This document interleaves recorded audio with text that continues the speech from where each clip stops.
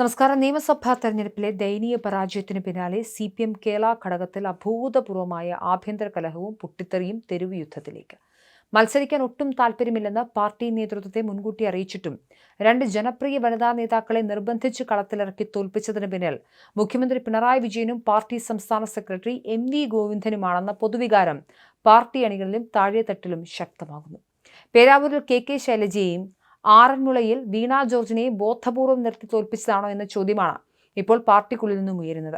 പത്തനംതിട്ട ജില്ലാ കമ്മിറ്റി യോഗത്തിൽ മുൻ ആരോഗ്യമന്ത്രി വീണ ജോർജ് കണ്ണീരോടെ പൊട്ടിത്തെറിച്ചതോടെ പിണറായി ഗോവിന്ദൻ അച്യുതണ്ടിനെതിരെയുള്ള കലാപക്കൊടി പാർട്ടിയിൽ ഔദ്യോഗികമായി ഉയർന്നു കഴിഞ്ഞു. എനിക്ക് ഈ തെരഞ്ഞെടുപ്പിൽ മത്സരിക്കാൻ ഒട്ടും താല്പര്യമില്ലായിരുന്നു, എന്നെ ഒഴിവാക്കണമെന്ന് ജില്ലാ നേതൃത്വത്തോട് മുൻകൂട്ടി അപേക്ഷിച്ചതുമാണ്.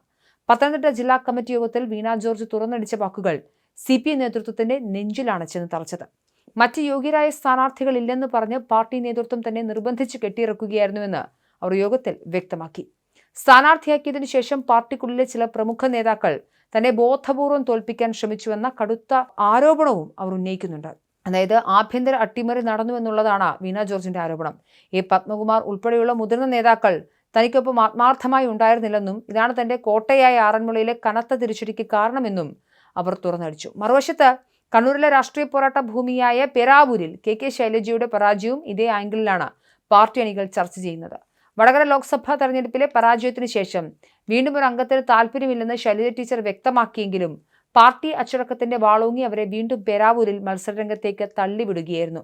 പിണറായി വിജയന്റെയും MV ഗോവിന്ദന്റെയും കടുപ്പിടുത്തമാണ് ശൈലജയെ തോൽവിയിലേക്ക് നയിച്ചതെന്നാണ് കണ്ണൂർ ജില്ലാ കമ്മിറ്റിയിൽ ഉണ്ടായിരുന്ന വികാരം.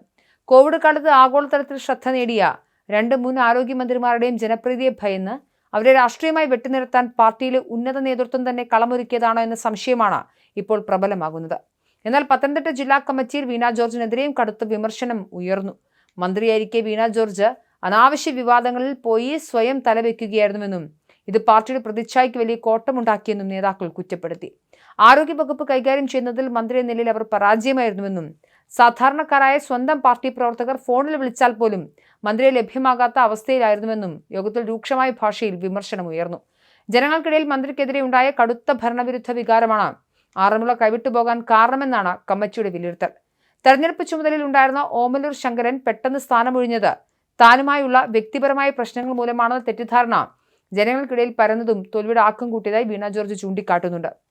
പല ഇടതുപക്ഷ കോട്ടകളും തകർന്നടിഞ്ഞ ഒരു പൊതുതരംഗമാണ് ഈ തെരഞ്ഞെടുപ്പിൽ ഉണ്ടായതെന്നും ആറന്മുളയിൽ തോൽവിക്ക് തന്റെ സ്ഥാനാർത്ഥിത്വം മാത്രമാണ് കാരണമെങ്കിൽ താൻ നേരത്തെ തന്നെ മാറി നിൽക്കാൻ തയ്യാറായിരുന്നുവെന്നും അവർ നേതൃത്വത്തെ ഓർമ്മിപ്പിച്ചു.